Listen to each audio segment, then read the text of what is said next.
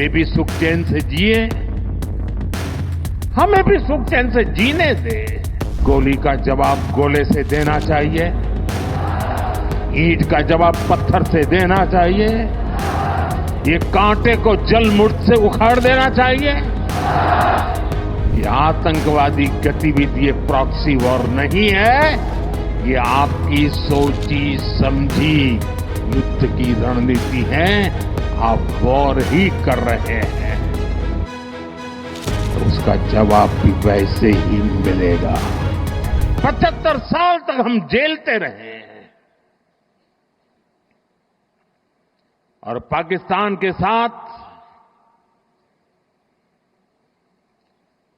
जब युद्ध का नौबत आई, तीनों बार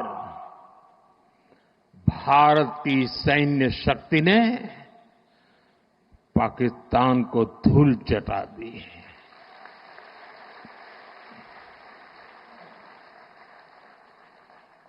और पाकिस्तान समझ गया कि लड़ाई में वो भारत से जीत नहीं सकते हैं और इसलिए उसने प्रॉक्सी वॉर चालू किया। सैन्य प्रशिक्षण होता है, सैन्य प्रशिक्षित आतंकवादी भारत भेजे जाते हैं और निर्दोष निहत्थे लोग कोई यात्रा करने गया है, कोई बस में जा रहा है, कोई होटल में बैठा है, कोई टूरिस्ट बन के जा रहा है, जहां मौका मिला वे मारते रहे, मारते रहे, मारते रहे और हम सहते रहे। आप मुझे बताइए, क्या ये अब सहना चाहिए? क्या गोली का जवाब गोले से देना चाहिए, ईंट का जवाब पत्थर से देना चाहिए, ये कांटे को जल मुर्द से उखाड़ देना चाहिए?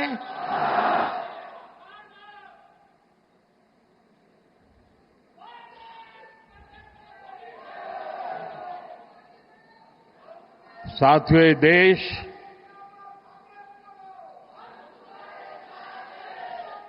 उस महान सांस्कृतिक परंपरा को लेकर के चला है, वसुधैव कुटुंबकम। ये हमारे संस्कार है, ये हमारा चरित्र है, सदियों से हमने इसे जिया है। हम पूरे विश्व को एक परिवार मानते हैं। हम अपने पड़ोसियों का भी सुख चाहते हैं, वे भी सुख चैन से जिए, हमें भी सुख चैन से जीने दे।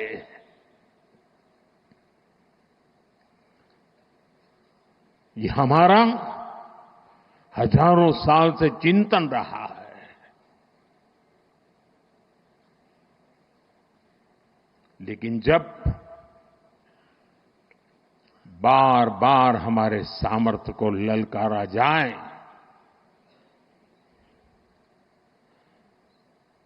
तो ये देश वीरों की भी भूमि है।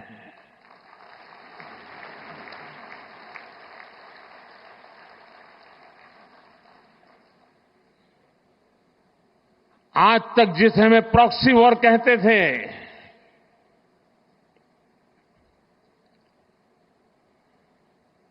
6 मई के बाद जो दृश्य देखे गए, उसके बाद हम इसे प्रॉक्सी वॉर कहने की गलती नहीं कर सकते हैं। और इसका कारण है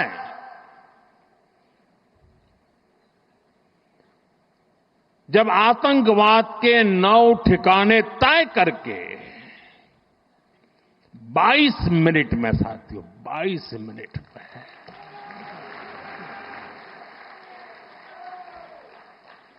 उनको ध्वस्त कर दिया, और इस बार तो सब कैमरा के सामने की सारी व्यवस्था रखी थी ताकि हमारे घर में कोई सबूत न मांगे। अब हमें सबूत नहीं देना पड़ रहा है, वो ऊपर वाला दे रहा है।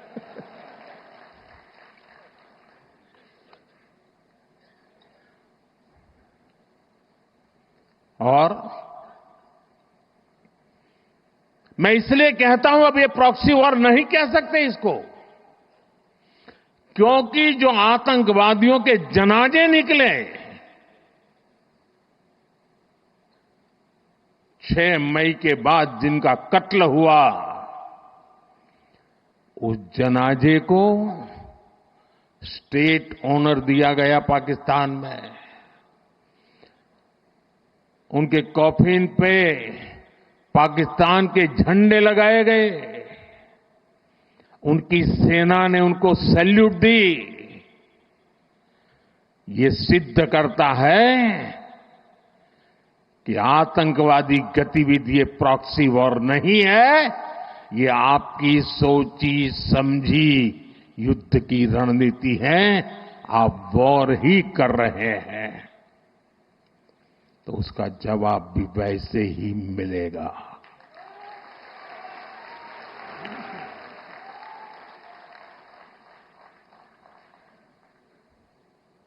हम अपने काम में लगे थे, प्रगति के राह पर चले थे।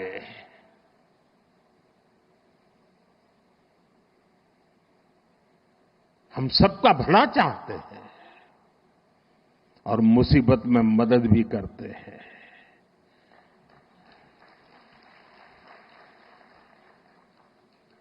लेकिन बदले में खून की नदियां बहती है।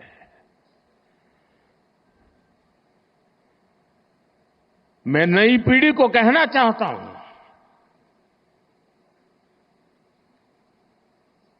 देश को कैसे बर्बाद किया गया है। 1960 में जो इंडस वाटर ट्रीटी हुई है, अगर उसकी बारीकी में जाएंगे तो आप चौंक जाएंगे। यहां तक तय हुआ है उसमें कि जो जम्मू कश्मीर की अन्य नदियों पर डैम बने हैं, उन डैम का सफाई का काम नहीं किया जाएगा, डिसिल्टिंग नहीं किया जाएगा। सफाई के लिए जो नीचे की तरफ गेट है वो नहीं खोले जाएंगे। 60 साल तक ये गेट नहीं खोले गए और जिसमें 100% पानी भरना चाहिए था, धीरे धीरे इसकी कैपेसिटी कम हो गई, 2%, 3% रह गया। क्या मेरे देशवासियों को पानी पर अधिकार नहीं है क्या? उनको उनके हक का पानी मिलना चाहिए, नहीं मिलना चाहिए क्या? और अभी तो मैंने कुछ ज्यादा किया नहीं है।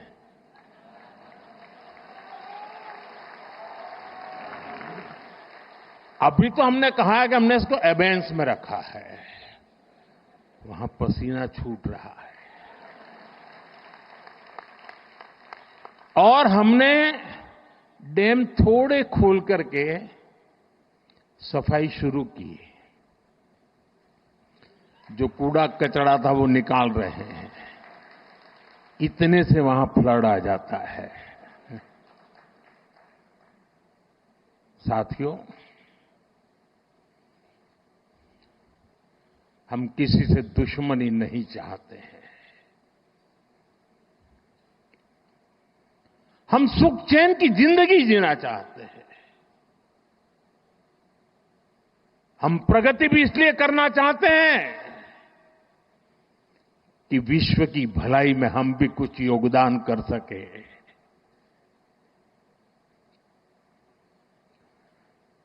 और इसीलिए हम एक निष्ठ भाव से कोटि कोटि भारतीयों के कल्याण के लिए प्रतिबद्धता के साथ काम कर रहे हैं।